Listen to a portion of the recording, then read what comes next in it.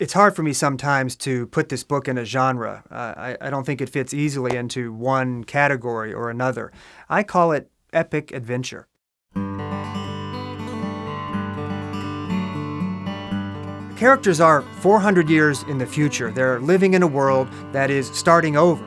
A new kingdom has developed. It's one that is noble and chivalrous. It's a land of swords and horses and castles and scrolls, but they've forgotten about Christianity.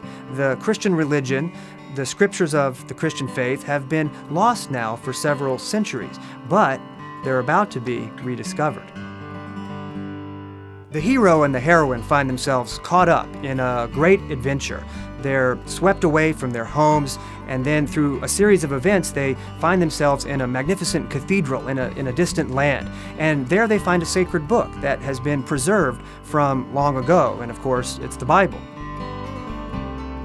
As the characters encounter this book, they encounter its meaning, they encounter its God, they're forced to grapple with who God is and how we're supposed to relate to Him. So here's this amazing discovery, and it takes place against an epic background of snow-capped peaks and sweeping vistas. The characters are caught up in an adventure that they could never have imagined going on ever in their lives. Their lives become intertwined, and so it's a great story. It's a story of action, adventure, intrigue, romance, but it also has some very deep theological themes woven deeply into the fabric of the narrative.